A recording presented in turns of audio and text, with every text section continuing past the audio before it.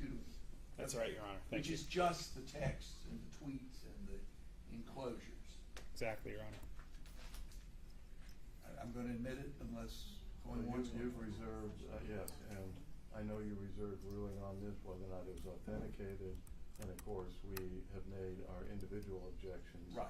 Yesterday. Right. And if that And they're satisfies preserved. you. And they're preserved. Yeah. If you want, you're preserving those. In other words, Yes, please. All right. We're going to preserve the objection that I'm going to admit. Okay. Thank you. Before we rest, Your Honor, we have last piece of evidence, which is plaintiff's, P73, which is a video. It's 14 minutes long, Your Honor. Which one is this? This is the Washington Post video. Have I already admitted it? It shows the events of January 6th. Did I not already admit this? Yes, I think Okay, it was why admitted. does the audience need to watch that? I can watch it. That's fine. We thought that. I've already watched it a couple of times. Okay. Again, one of these things about It's only 17 minutes. there's a lot of material in the record which obviously was not the subject of today's hearing, which I'm perfectly happy to refer to and review in connection with the briefs. So, but I don't know that we need to play the video. It's Washington Post video. It's available on public sources, right? As you wish, Your Honor. All right, great. Okay, anything else, Mr. Sheldon? No, Before we do close it, the petitioner's rest. you rest.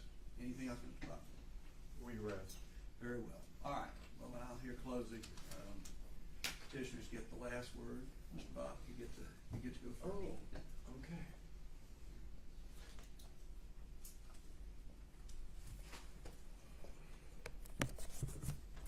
Thank you, Your Honor.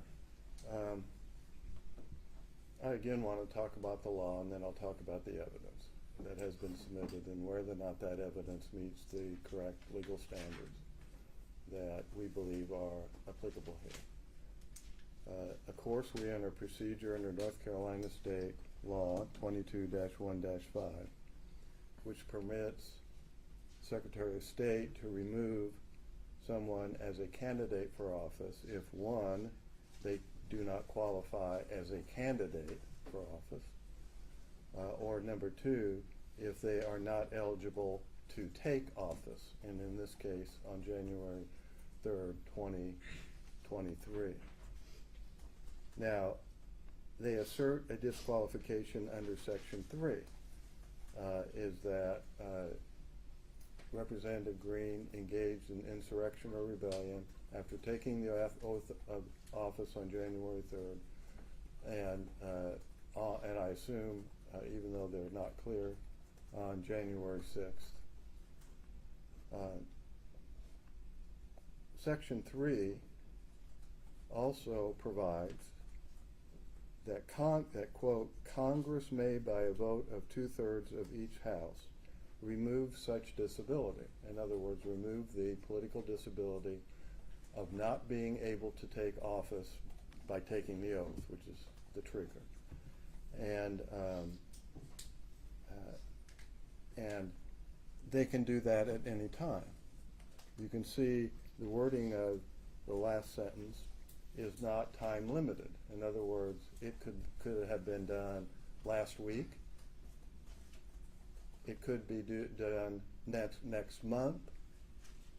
It could be done on January 3rd, 2023, when Representative Greene presents herself, and before she's sworn in, Congress could pass a statute under Section 3, the last sentence, and she would then be qualified to take office. How in the world do we know right now that she will not be qualified on January 3rd, 2023, when Congress at any time, either for her in particular or for a class of people, as Congress has done. In fact, there were thousands of individual amnesties granted, and then 2 general amnesties granted by the Congress. They can do that at any time. It is impossible for this court to know at this time that she is not eligible to take office because of that contingency that could be exercised by Congress at any time in the future, up until January 3rd. That means this is nothing. She cannot be viewed as disqualified today because it cannot be determined that she is ineligible for office on January 3rd, 2023. That should end this. Now, second,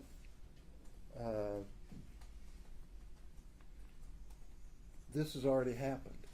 The amnesty has already been granted. The simple argument about this is the 1872 Amnesty Act relieved the disability under Section 3 to, quote, all persons whomsoever. Representative Greene is a all persons whomsoever. And it relieved the political disability that Section 3 imposed. And by the way, the word imposed here is a past participle, meaning that phrase, imposed by Section 3, is an adjective on regarding what political disabilities are we talking about.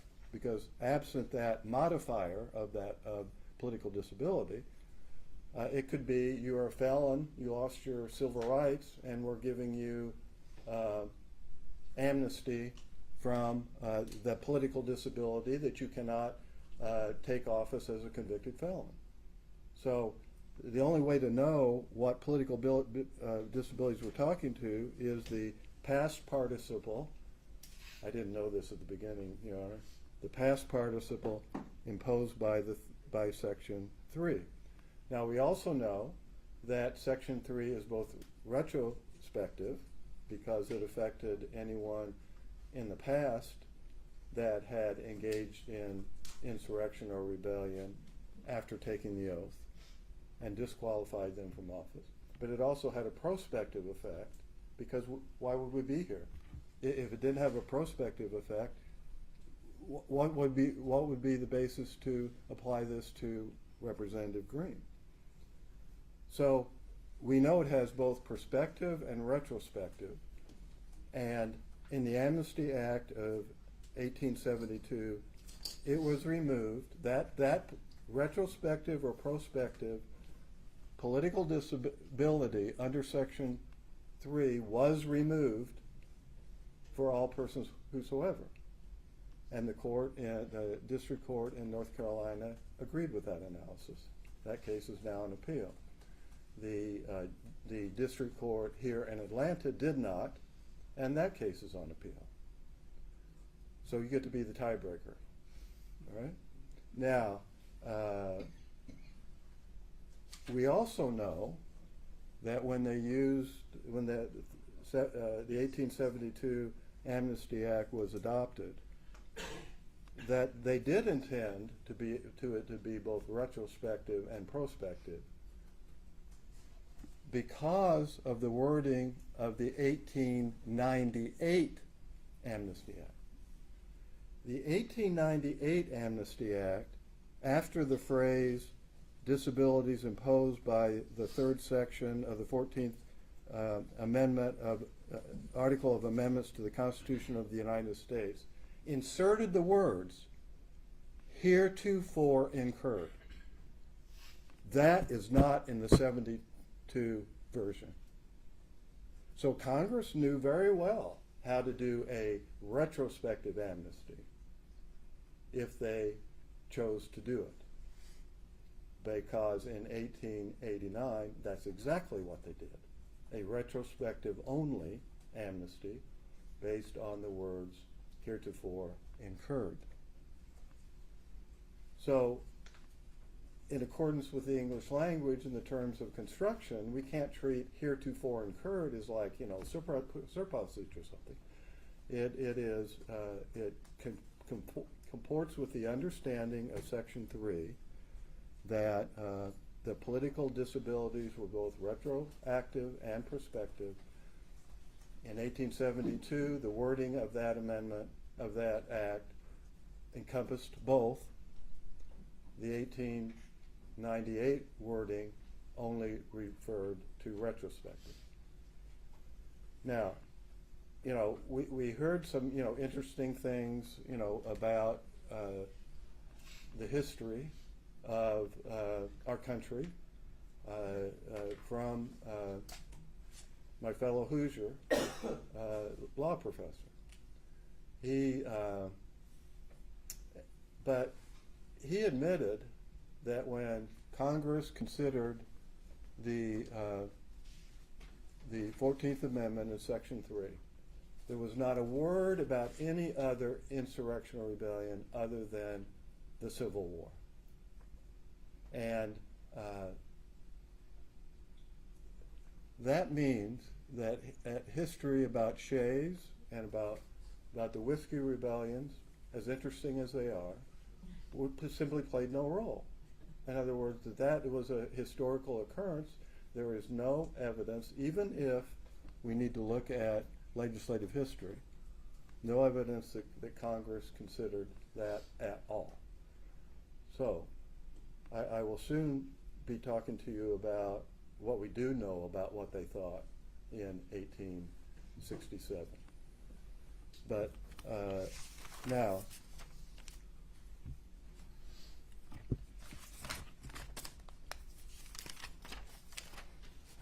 so let's get to the meaning of the words in Section 3. Engage in insurrection or rebellion is one, and giving aid or comfort to the enemies thereof is number 2. Well, that number 2 is about foreign wars, as I will soon explain. Number 1 is about domestic wars, as has been described, and which were described at the time by authorities when they talked about those phrases. So, what is engagement? What is engage? It connotes conduct. And you will soon hear the authority for the proposition that is, quote, direct, a direct, overt act, such as voluntarily joining the armed forces of the Confederacy, giving them food, giving the Army food, cash, whatever, shelter, the people in the War Department prosecuting the war, etc.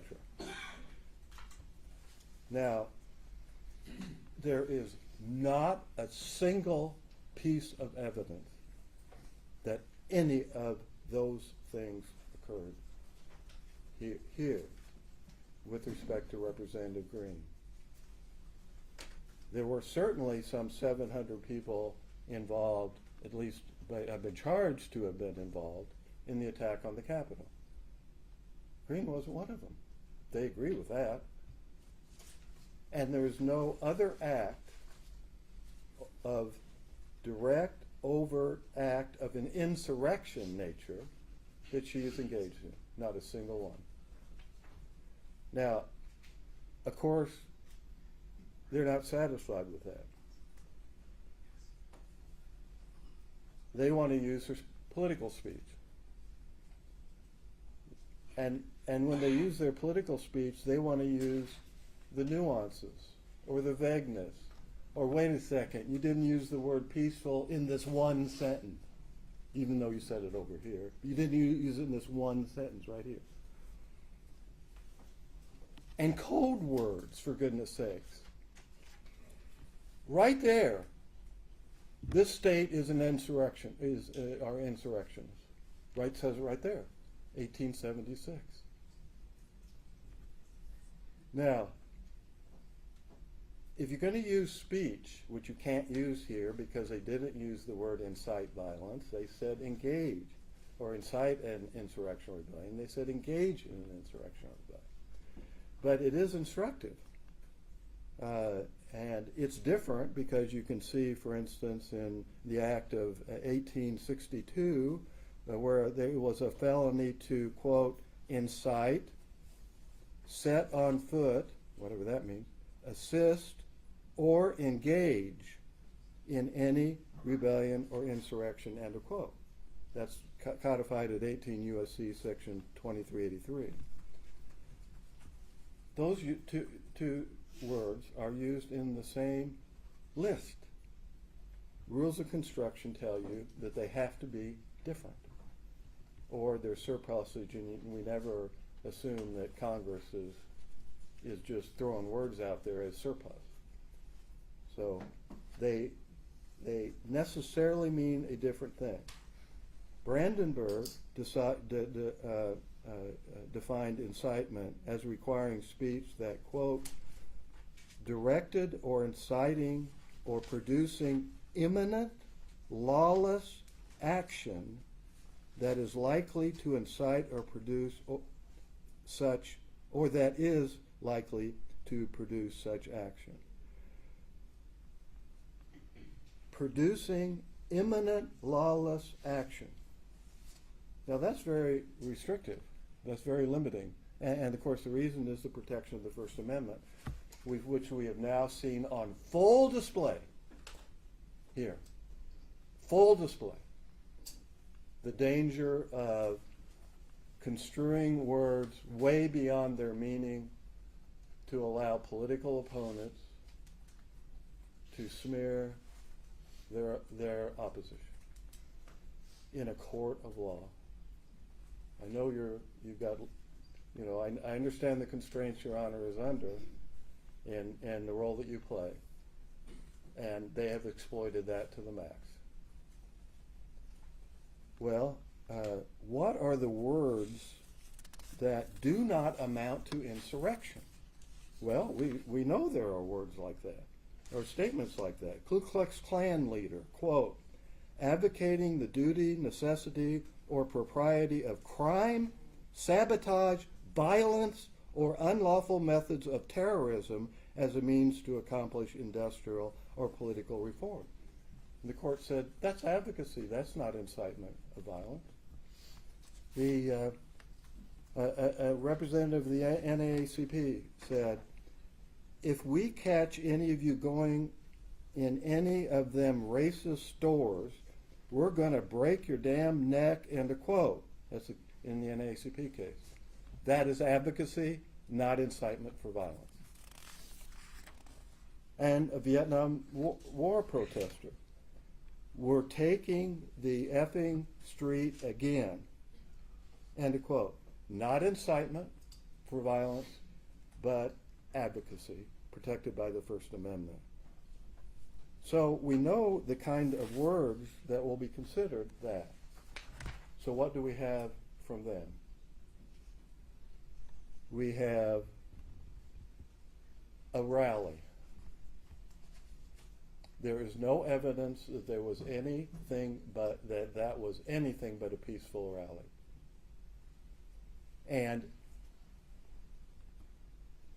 an accusation that she organized it, which she didn't, and while she, on a few occasions, urged people to go to it, she didn't even go to it herself and speak, and there is zero evidence that anything unlawful happened there.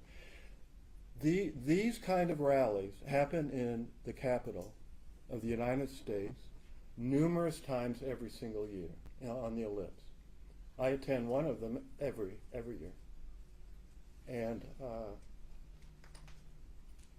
you know, guess what was one of the things they always say? And of course, these are left wing, right wing, Democrats, Republicans, whatever. What do they always say? Well, once we're done here, go to the Capitol, tell your representative, to vote for our issue. Okay. That, in their world, is calling for violence. When it is absolutely appropriate for people to go to the Capitol of the United States, to enter into it, it's absolutely lawful to do that, to go talk to their congressman, watch the House and Senate, whatever they might do. Flood the Capitol. It's a code word, I guess. Flood the Capitol. Then, well, what about this, Representative Greene? Did your staff take anyone on a tour of the Capitol between January 3rd and January 6th? Did any of you give any maps of the Capitol to anybody? What are they talking about? Congressmen do that every single day for their constituents. Is giving a tour or giving out a map some sort of code word, or to be viewed as what? Participating in a lawless riot? Oh, but 1776. Or what about Independence Day? Or how about talking about the Declaration of Independence? Or what about talking about the Revolutionary War for our independence? These are now code words for advocating a violent overthrow of the government of the United States. What an outrage. They want to hijack and cancel words like 1776, the Declaration of Independence, Independence Day, and the American Revolution. What about, oh no, defense of the Second Amendment? If you advocate for defense of the Second Amendment, you're in favor and in fact are engaging in the violent overthrow of the government of the United States. That's the implication, isn't it? Right? And of course, the Second Amendment says that the first part of it, a well-regulated militia, necessary for, a free republic or whatever, I don't remember exactly, then the citizens have the right to keep and bear arms. So yes, there's a military application, if you will, the militia. I mean, the militia won this, was a major factor in winning our Revolutionary War. Many people who were in the Indiana militia fought in the Civil War. And they were able to do that because of the Second Amendment in many cases. So, advocating for the Second Amendment is now a code word for engaging in insurrection and rebellion against the United States. How about get our freedoms back? Getting our freedoms back. She said those words. Oh my word. I mean, yes, people on the conservative side are concerned that the Biden administration is eroding our freedoms. I mean, we just got one back as a result of a federal judge, just like, 2 or 3 days ago. And so, yes, that is a concern about what will happen with the election of Biden, and it's proven to be the case. We have lost our freedoms, some of them. And to be concerned about that is quintessential political speech. Well, what about, they keep saying this, events of January 6th. So, what we're going to do is just mush them all together, right? They're all one thing, just mush them all together. Well, the First Amendment doesn't allow you to do that. What the First Amendment provides with respect to freedom of association, which is what a rally is, or under the First Amendment as an assembly, protected by the First Amendment, is that if you have a peaceful rally, which they had, there's no evidence otherwise, some people leave, as some people did, and went to the Capitol, and some of them committed an illegal act. This rally does not lose its First Amendment protection, because the actions of a few that show up in that situation are not, cannot be attributed to the organization itself, or who could ever have a rally? I mean, nobody can guarantee that somebody might show up, whether they be supporters of what the rally's about, or agent provocateurs, or whatever, and cause illegal acts to occur or violence. You can't. I mean, I've been to a rally with 500,000 people on the ellipse of the Capitol. And how do you guarantee that? And so what there's a two-step analysis. First, was the rally peaceful and nonviolent? Unquestionably so, under what we know and what the evidence is. Well, can the rally be held into account for what the few did that left the rally, went to the Capitol, and the few there, some 700, who attacked the Capitol? And this is what the Supreme Court said in the NAACP case. The right to association does not lose all constitutional protection merely because some members of the group may have participated in conduct or advocated doctrines that itself is not protected. The NAACP is particularly instructive here in that, and that was end quote. The NAACP is particularly instructive here as there were constitutionally protected speech, association, and petition designed to influence government action, i.e. support the constitutional right of members of Congress to object in the two votes on the regarding the Electoral College. Along with the illegal actions by a few, but the acts of the latter don't strip the others of their First Amendment rights where the government failed to prove that, quote, the NAACP authorized either actually or apparently the unlawful conduct, either authorized it or ratified it, actually or apparently. There's no evidence of that. There's not a single word about that. So we have different events,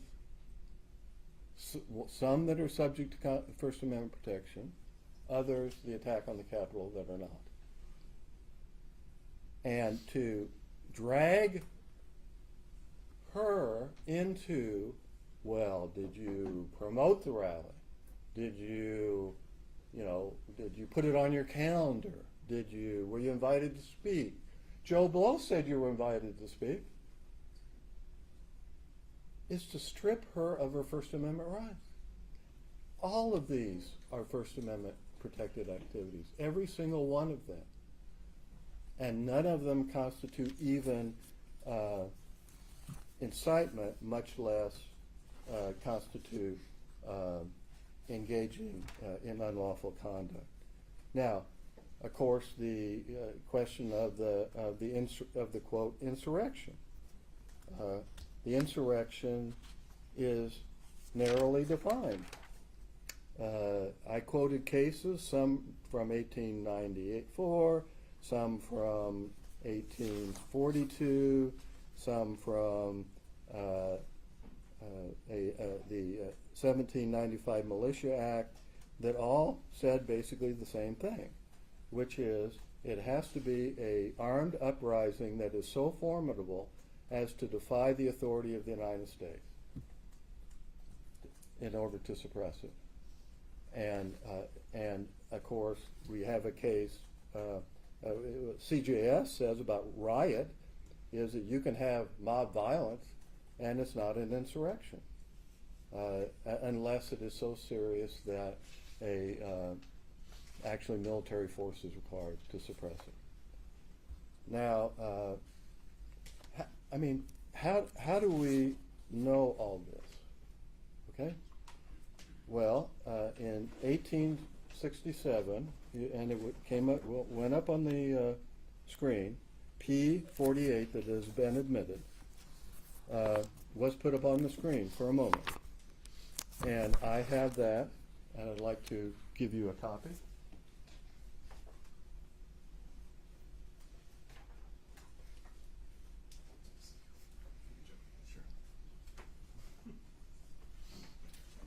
Now, I don't know who can read the exhibit as presented. Okay. I confess I cannot. However, therefore, what I have done is at 3 o'clock in the morning, Thursday morning, I figured out how to not only, zoom it, okay, to make it larger, the applicable sections, but copy them. So I did that. And those are the attachments, all right? Now, because it was 3 o'clock in the morning, I kind of screwed up on my numbering, so it's 1A and 1B, and then I go 2 through 14 or so. And this takes you step by step through the analysis of the Attorney General of the United States in 1867. That was mentioned on the stand, okay, and shown to you. What the words engage in insurrection or rebellion and giving aid or comfort to the enemies thereof mean and meant in 1867, because those words were not just used in 1868 in the 14th Amendment, but they were used, and this is what the Attorney General was addressing, it was used in Reconstruction Act because they were going to open up voting to the people who lived in the Confederacy, old Confederacy, and they were required to take an oath. And that oath, in order to register to vote, one of its sections was that they have to swear that they did not, quote, engage in insurrection or rebellion or gave aid and comfort to the enemies of the United States. It's the exact words, okay? So the first 1A starts about in the middle column. We're going to go down the middle column for a while, all right? And it starts with considering. I now come to consider the meaning of the disqualification arising from this point of the oath that requires a person to state that he is, quote, not engaged in an insurrection or rebellion against the United States or given aid and comfort. Each of these are separately considered according to the Attorney General. On the next page, now it's on the left a little bit. My duty here is one of simple construction. And I thought this was important. He was not applying constitutional concepts to his construction, which, of course, under modern First Amendment jurisprudence, I mean, you absolutely have to do that. And as has happened in the NAACP case, etc., as we have discussed. And even at that, he viewed the oath, because you couldn't vote, as depriving you of a right. And that was important to his analysis. On page 2, he goes to that the requirement of the oath and the disqualification must be viewed as a punishment for that conduct. And as a result, it made the oath even more objectionable than the fact that it was also a violation of a right, and a right to vote. Now, then on page 3, he said any doubts must be resolved in the favor of the voter, right? And then said, what acts then are within the meaning of this provision? Well, at the bottom he says, well, the first sentence, engage in insurrection or rebellion, covers the case of domestic war, and the second phrase, aid or comfort to the enemy, applies to foreign war. So in this context, we need to be looking at engaging in insurrection or rebellion. He continues on page 4 on that analysis. Page 5 is not, I'm sure, interesting, but not relevant. And then we go to page 6. We are now to inquire what is meant by engaging in insurrection or rebellion against the United States. He said first, the force of the term to engage carries the idea of active rather than passive, and voluntary rather than compulsory. And he then analyzes the voluntary part, all right, that conscripts cannot be charged with engaging because it's involuntary. But somebody who voluntarily joined can be. On page 7, he begins to consider,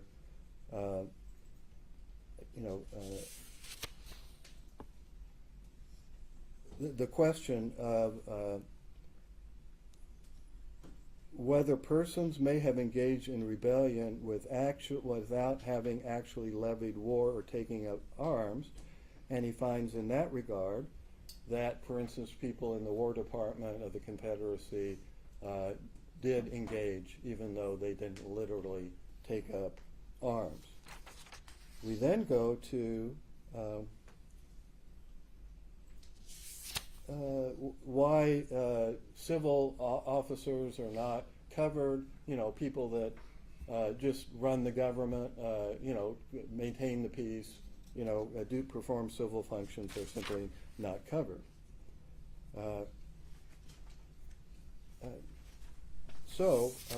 And he continues that discussion on page 9, that I now concur in what amounts to individual participation in the rebellion. And of course, he agrees that it isn't only the Civil War that is to be considered, but that the Civil War provides much instruction on what is meant by rebellion or insurrection.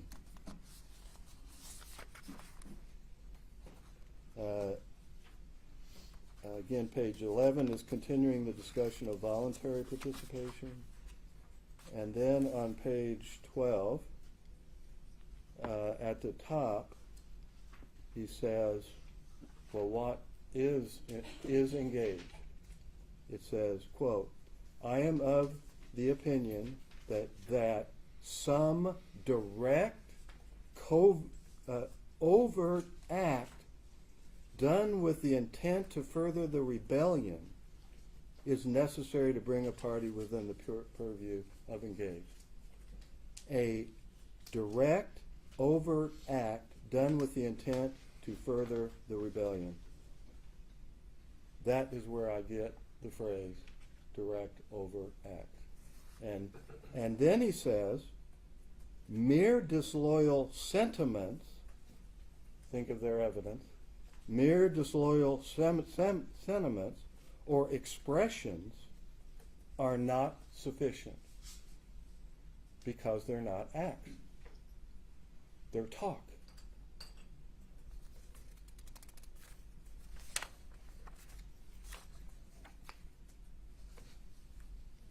And so that is where we find out, surely, by one of the most authoritative sources, the Attorney General of the United States, at the very time these phrases are used in several constitutional provisions, one, and statutes, several, about what it means. It does not mean nuance. It does not mean innuendo. It does not mean code words. It does not mean First Amendment protected speech.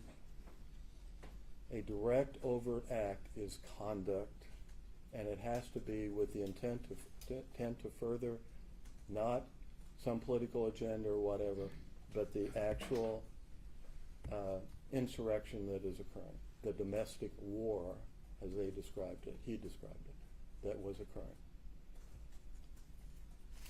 Anything short of that, and every political disagreement is going to be characterized by bold, well-funded lawyers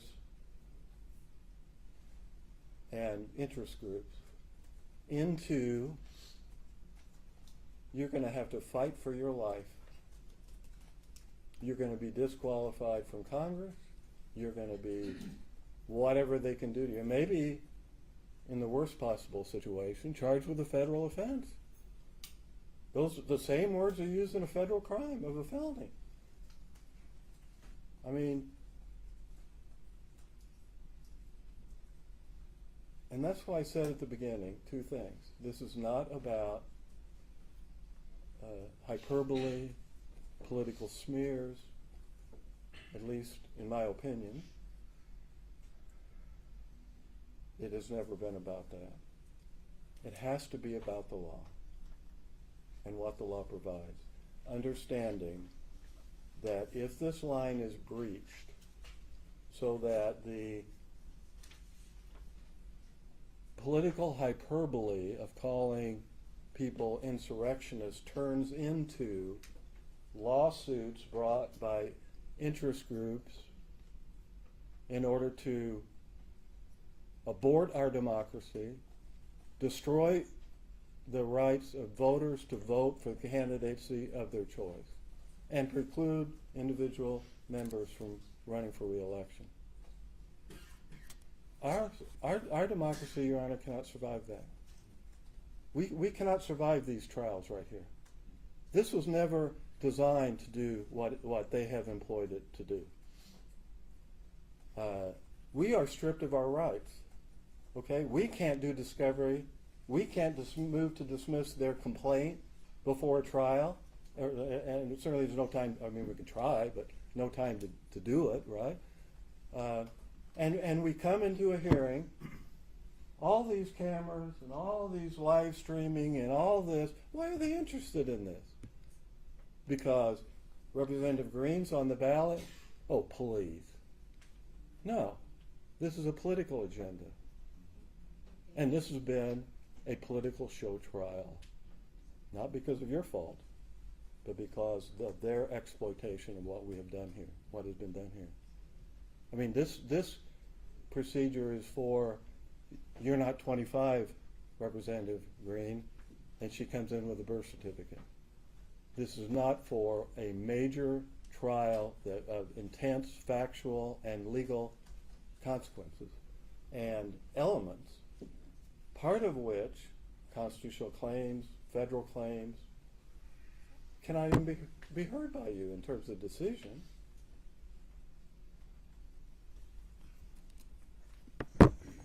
We have got to put a stop to this, and this is where it should happen, Your Honor. Thank you. Thank you, Your Honor. Your Honor, Mr. Bopp talked a lot about the law, a little bit about the history, not much about the facts.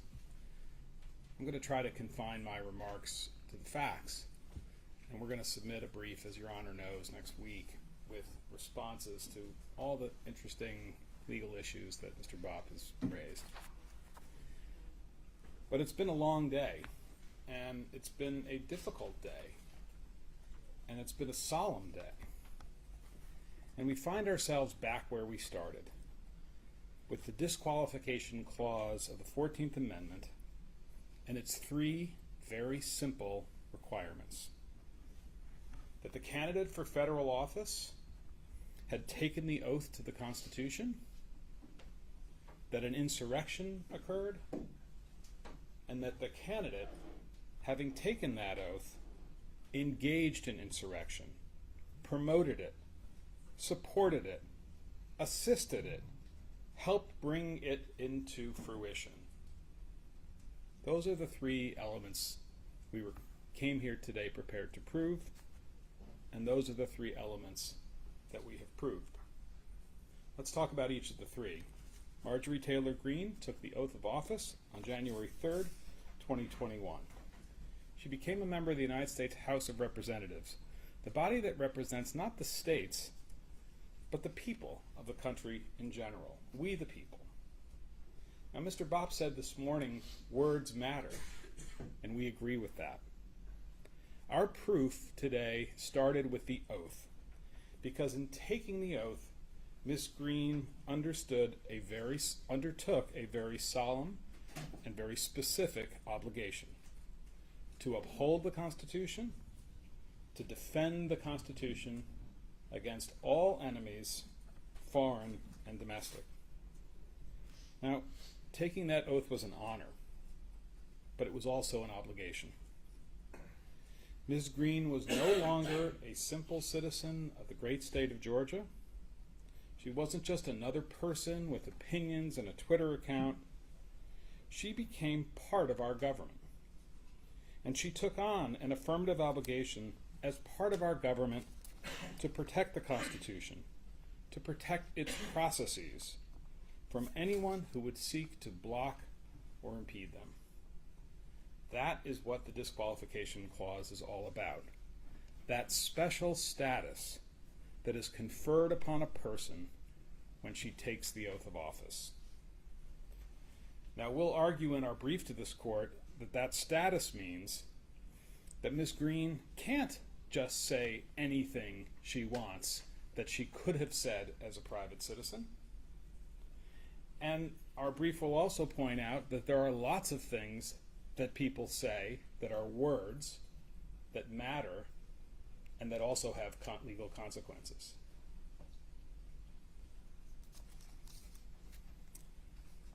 But for that, all of that is for another day.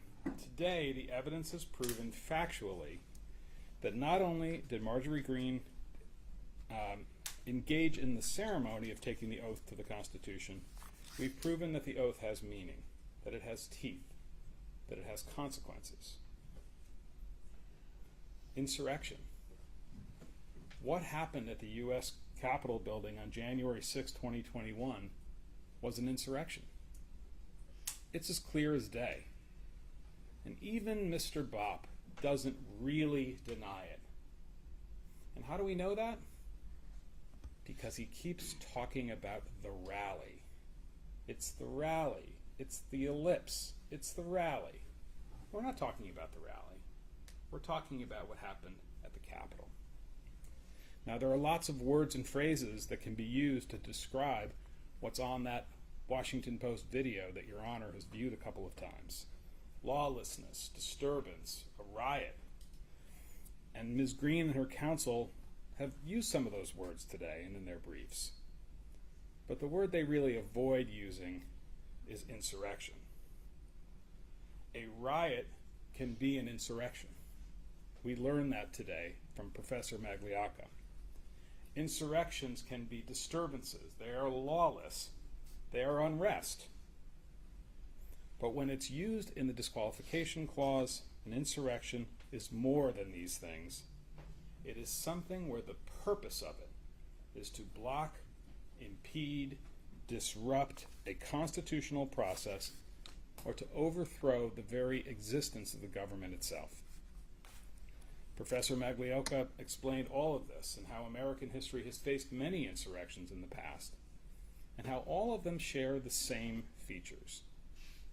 Violence, aimed at the processes or the legitimacy of government. Sometimes they're aimed at courts.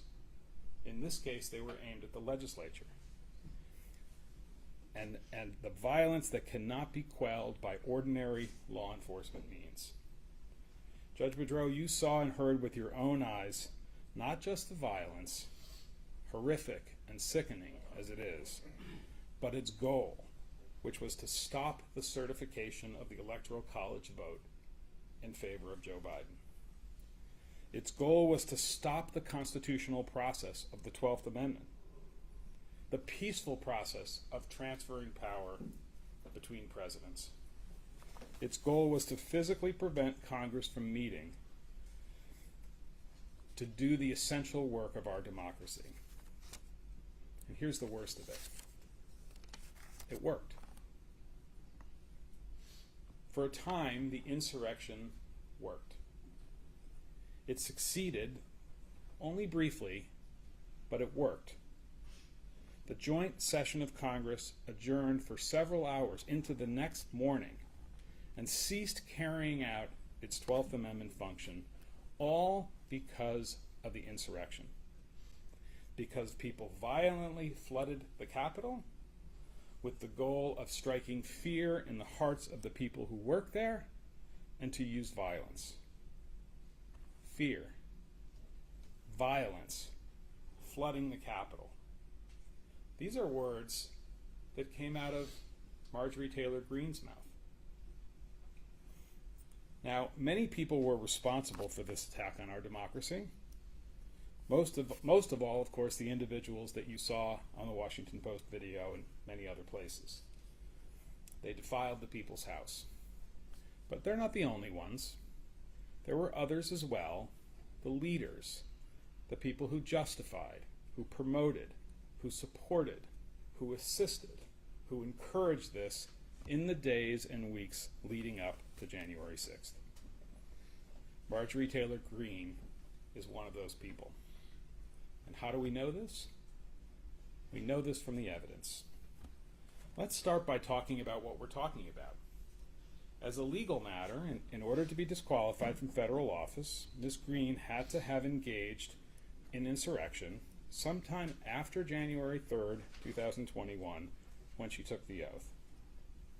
Your Honor, you've said it yourself. It's a narrow window, January 3rd to January 6th, 2001. And the evidence is very clear that, in fact, Marjorie Taylor Greene justified, assisted, supported, and promoted the insurrection in that window. That's what the term engaging in insurrection means under the law, and we will lay that out in great detail in our brief next week. It's a legal point, but it's a common sense point as well. Jefferson Davis didn't take up the musket and fire on Union troops, at least as far as I remember my history. But he was just as much an insurrectionist as the tens of thousands of soldiers for the Confederacy who did. Now, the January 3 to January 6 window can really only be understood by looking at the facts of what happened before that window and before the oath. There's really no dispute about this either. We have proven that Marjorie Taylor Greene was an advocate for violence against government officials. In fact, she advocated violence against the Speaker of the House, the highest ranking member of the House, Mrs. Pelosi, the very House that was attacked on January 6th, 2021. She admitted it. She kind of wiggled there for a second, and then she admitted it, and you saw that with your eyes. Treason, the death penalty, a bullet in the head. That's what she said about Nancy Pelosi. And we have proven that she saw the invasion of the Capitol building and creating fear is the word that she used, in the hearts of public officials, that she saw that as a legitimate political tactic. And when she told people, when she was discussing this tactic, that she told them they should feel like they can act in a violent way. She denied it. Not really. She said, I don't remember. That's CNN. That's fake news. Don't buy that. You don't have to accept that. You saw the videos and you saw the testimony.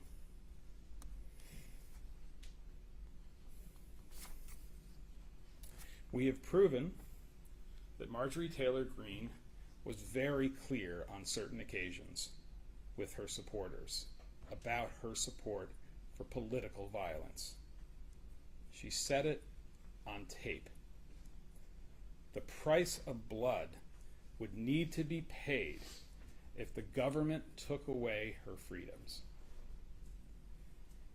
She wouldn't even admit that that was a call for violence. She said something about the First Amendment, the Second Amendment, a bunch of other amendments.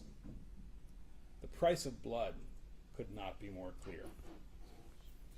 Now, this didn't happen in high school, as Mr. Bopp suggested in one of his objections. This happened in late October of 2020, when she was interviewed by Mr. Doar, and she was talking about how her freedoms and the freedoms of Americans could be taken away by a tyrannical government. It doesn't just come back on its own. these freedoms, she said. It has to be taken back with the price of blood. These are things that Marjorie Taylor Greene said as a private citizen, candidate for federal office, but a private citizen nonetheless, before the 2020 election. And maybe she has the right to say those things, or had the right, before she took the oath. But let's keep going. Let's keep moving down the timeline to the period after the election. And in that period, you saw and heard Ms. Taylor Greene speaking out consistently in claiming that the 2020 election was stolen by the Democrats. I disagree with that point of view, but I respect that people can have that point of view, and it's a perfectly, it's an acceptable part of our political discourse, for better or for worse. But then she said this: not just that the election was stolen, not just that there were ballots that were fraudulent, not just that it's time to make objections, perfectly legitimate thing to do. We have no problem with her objections on the floor of the House. But then she said something else. That mask that Mr. Fine spoke about this morning, it came down for just a minute. We can't allow power to transfer peacefully like Joe Biden wants because he didn't win the election. We can't allow power to transfer peacefully. You saw and heard it with your own eyes, Judge. She said the quiet part out loud.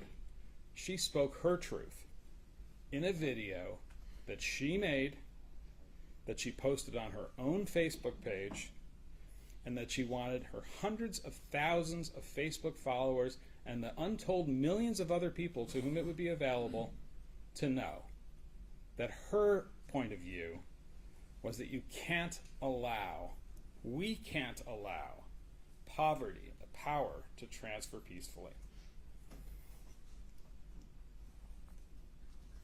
Marjorie Taylor Greene said this when she was a federal official, or right about to be. It's not clear. But what we can tell from the context of that tape is that she stated her opposition to the peaceful transfer of power. And it was a stunning statement. This is not internet drivel. This is not the dark corners of Parler. This is a person who's a federal official, a member of government. And this wasn't even a rhetorical flourish on the back of a campaign truck after a long day. This is somebody who sat down in front of a camera and calmly and carefully told her viewers, we will not accept a peaceful transfer of power. We can't allow it. And then she said, we will not go quietly into the night. She framed this as an existential battle. A new 4th of July. A new 4th of July, 1776. This brings us right up to and into that critical window, that critical phase of time, January 3rd to January 6th. Marjorie Taylor Greene's rallying cry for violence at the Capitol on January 6th were the words 1776. Now, I think we all know that those words have a lot of meanings. They mean a lot to me. They are on the seal of the great state of Georgia, and I venerate that. But that's not what Marjorie Taylor Greene was talking about. And here's how we know this, because here's what we've proved. Marjorie Taylor Greene organized objections on the floor of the House, and this was not an insurrection. This actually was part of the constitutional process, and we have no issue with it. But then, Marjorie Taylor Greene promoted, encouraged, and supported the idea of large demonstrations in Washington on January 6th. Now, there's nothing wrong with large demonstrations either. And this is Mr. Bopp's point about the rally on the ellipse, not the insurrection at the Capitol, he says, well, you know, who cares? It's a good thing. I agree. People do these things all the time. I've done them as well. And demonstrations are an important and venerated part of our democratic tradition. She worked with organizers and made calls for people to come, and that's not a problem. Out of context. Out of context, it's not a problem.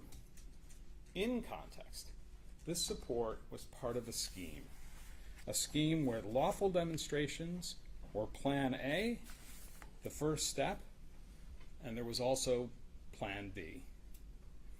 What was going to happen when all the lawful demonstrations happened and all the objections on the floor of the House were heard, and as everyone knew, they were futile? The votes were there to certify the election of Joe Biden. There was a Plan B, and Plan B was violence at the Capitol. Plan B was to physically enter the Capitol illegally, not on a tour, a tourist tour, busting in the windows and doors, as you saw in that video,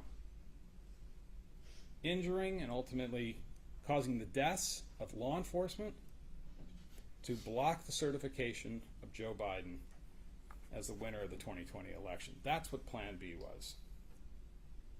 And Plan B had a name. It had a code name. 1776. Now, how do we know that? Well, the clues are everywhere. On December 30th, Marjorie Taylor Greene tweets out a rumor that there are lawful objections on the floor of the House may be blocked by a rule change.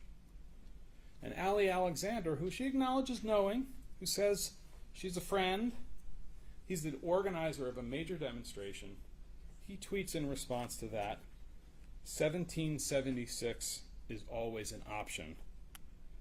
And he refers to what 500,000 people will do to that building if the objections are suppressed by a rule change. That's what that tweet exchange is about. I don't believe that Marjorie Taylor Greene doesn't read every response to her tweets and care about them. I think she acknowledged it in truth. And she knew exactly what 1776 meant in that context. She denied it, sort of, not really, I can't remember. Don't buy it. She knows exactly what Mr. Alexander was referring to. And by the way, when that tweet came out and that reference came out to 1776, we don't see a response as, what is this? I don't know what this is about. Or, gee, if you're talking about doing violence in the Capitol, 500,000 people doing something to that building, I want no part of that. And we heard a lot about Ms. Greene's saying that she's always peaceful, and she put out comments about peacefulness. Never one before January 6th, only after. That video, after. Those press releases, after. You got to ask yourself, why is that? Well, obviously the insurrection succeeded for only a few hours, and then the tide turned, and people saw it for what it was, and she needed a cover story.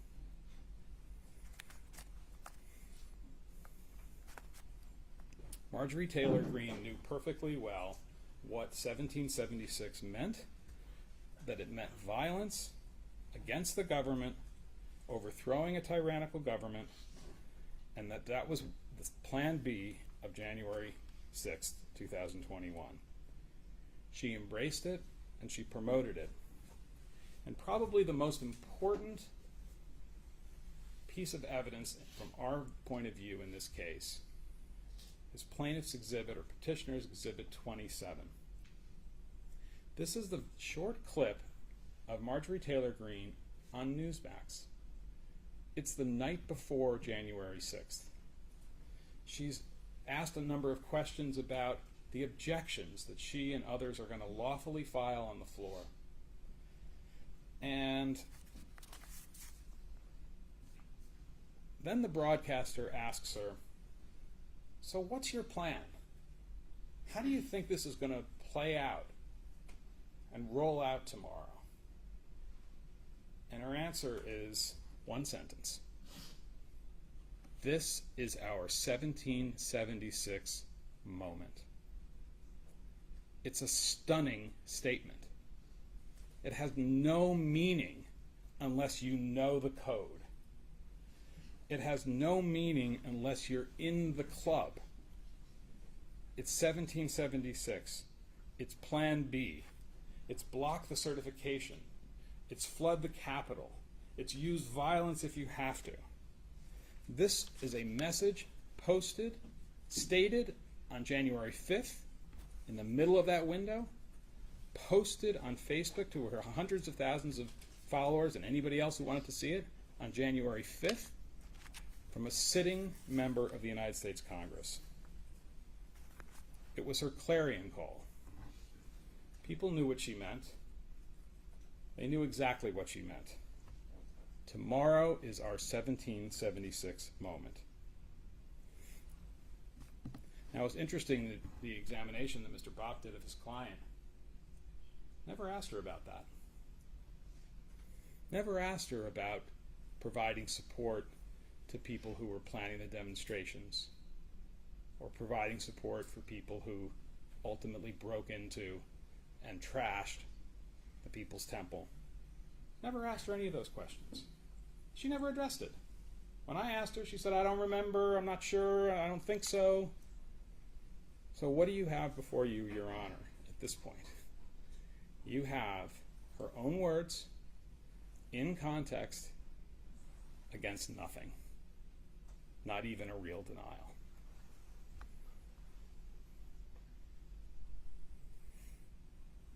Judge Boudreau, Marjorie Taylor Greene comes to this court and this nation, and she asks to be a candidate for federal office. She comes with unclean hands. With her hands, her words, her actions, she was one of several leaders who gathered the kindling, who created the conditions, who made it possible for there to be an explosion of violence at the Capitol on January 6th. And then she dropped the match.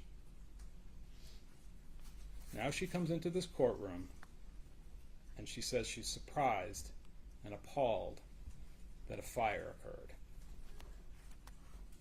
Sticks of wood and dry leaves are harmless in and of themselves. In fact, they're natural, they're healthy for the environment. Rallies, protestations, objections on the floor, these are all things that are good for the Republic. They're part of our tradition. But when the conditions are dangerous, some people capitalize on those conditions and they add a spark, a flame, that causes all of those things to explode into a fire, violence, and death.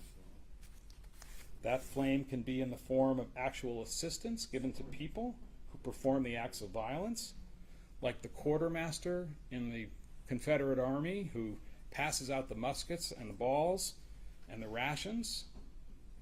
But that flame can also be a spark by words, by signals, by signs, by code, by promotion, by justification, by support, by assistance.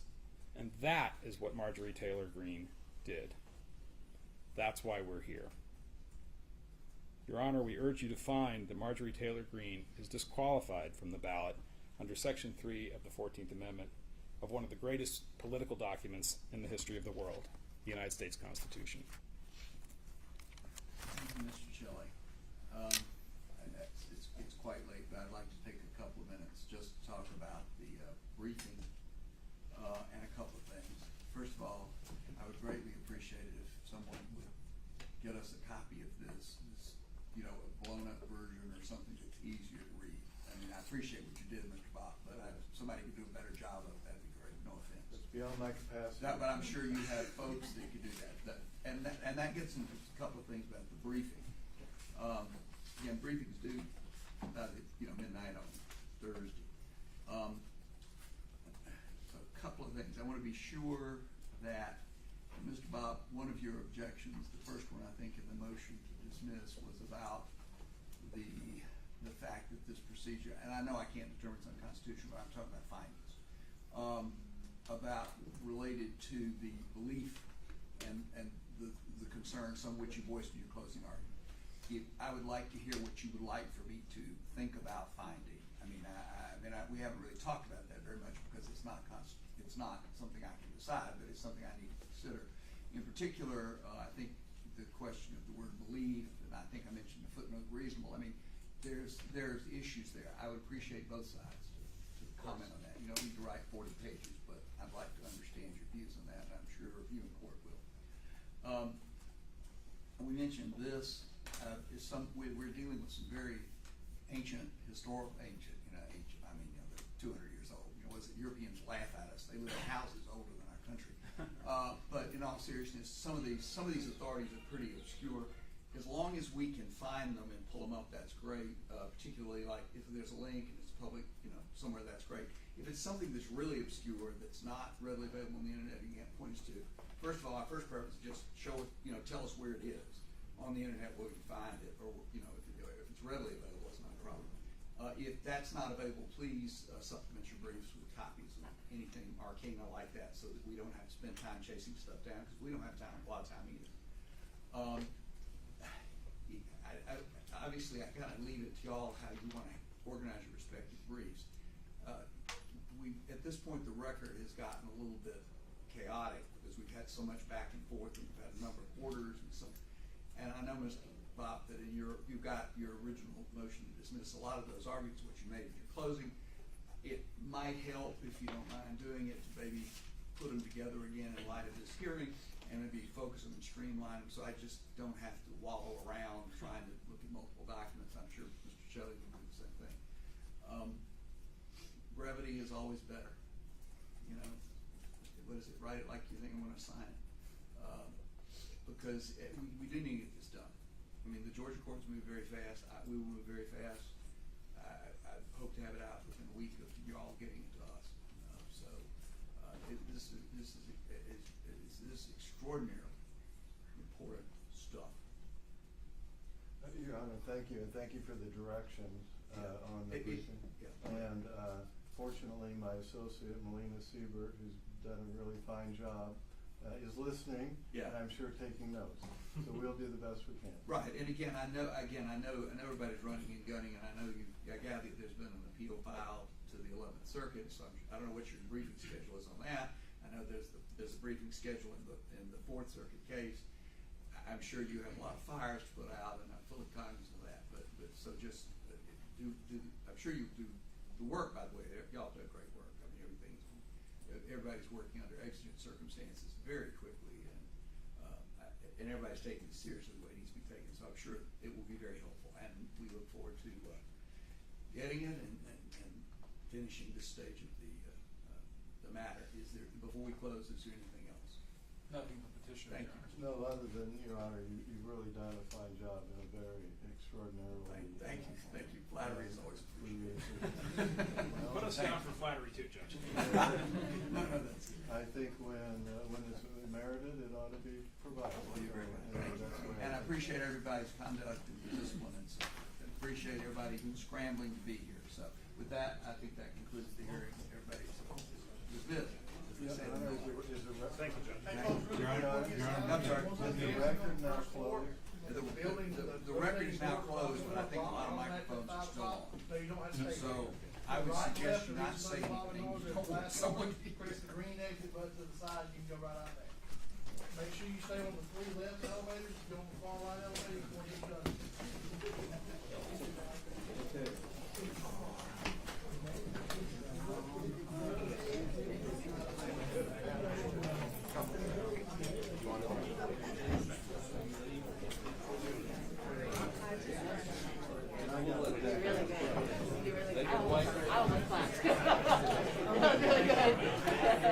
Yeah, we'll let them leave that way.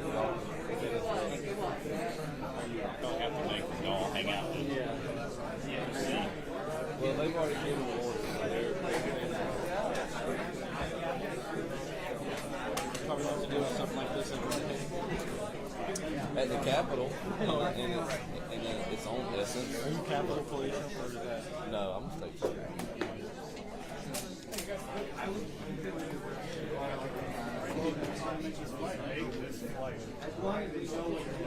Did you guys meet? They're all in.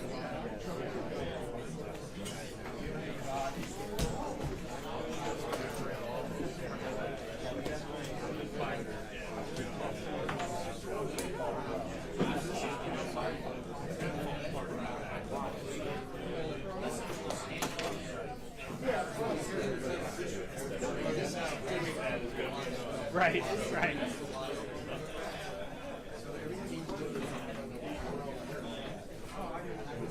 We'll talk outside of the last thing. Oh, yeah. I forgot. I know there's one right here.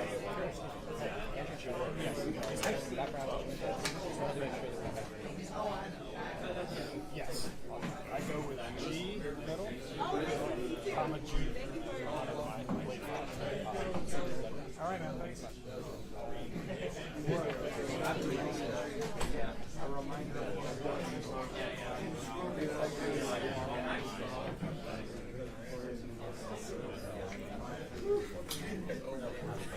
Doesn't go out to the stairwell, does it? It circles around back, but it comes out right here by the bathrooms. So it doesn't prevent from animal movement. Get out of here. Yeah, I mean that's odd. I mean, whenever y'all get ready, we'll clear the briefing. Don't worry about that. All right, y'all clear the aisleway.